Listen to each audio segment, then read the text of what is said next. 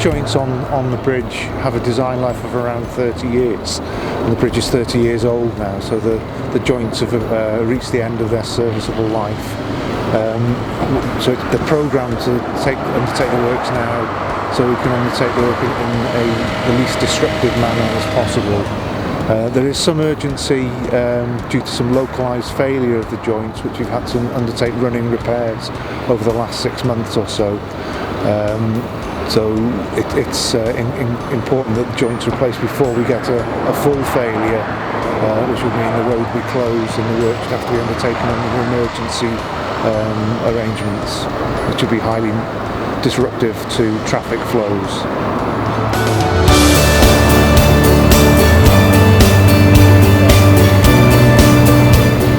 Sicach nac erioed I parhau I buddsoddi yn yr A55. Bydd y cynllun £500,000 hwn yn sicrhau diogelwch gyrwyr wrth iddynt teithio ar hyd yr A55. Mae'r prosiect hwn yn rhan o lu o weithrediadau parhaus, gwaith cynnal a chadw a gwelliannau sydd yn cael eu darparu gan Lywodraeth Cymru.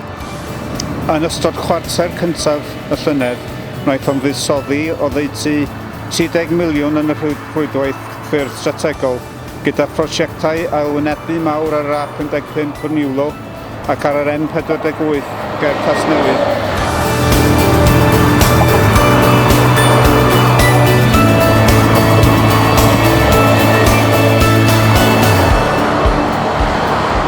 Da ni'n gwneud gymaint o waith parhau yn ni o flaen llaw cyn cael y lôn. Unwaith mae'r lôn wedi cau, da ni'n dechrau'r hydro-ddymchwel I gael yr hen joint allan. Unwaith mae'r hydro-ddymchwel wedi gorffan, da ni'n medru tynnu'r hen joint o'na, torri chydig o'r reinforcement bars a wedyn landio'r joint newydd. Unwaith mae'r joint newydd wedi landio, da ni'n gosod y reinforcement bars a'r formwork. Mae hynna'n galluogi ni concretio efo concrete sy'n setio'n sydyn. Unwaith mae concrete di setio, da ni'n medru ail-waterproofio dec y bont, wedyn tarmacio, roed y lanes gwyn lawr a agor y ffordd.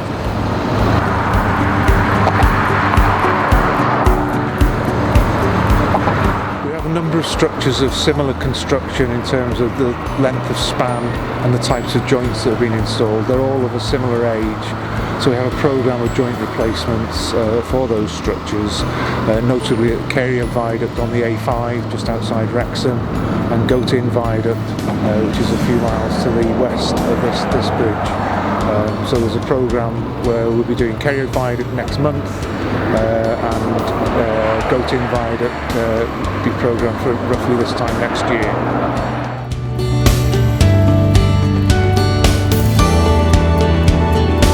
Mae yna lot o waith cynllunio mynd I fewn I job fel yma flaen llaw, efo'r cwsmer a hefyd efo subcontractors ni. Pan da ni ar site wedyn, da ni'n gweithio 24 awr y diwrnod, bob diwrnod o'r wsos, sicrhau bod y gwaith yn cael ei gwblhau mor sydyn a bosib, efo cyn lleiad o disruption a bosib.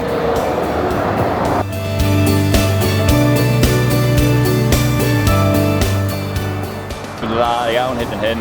Da ni wedi gorffan y ffordd sy'n mynd tua Dwyrain wsos dwytha. Nathon ni orffan nos Wener, falle oedden ni wedi gynllunio I wneud.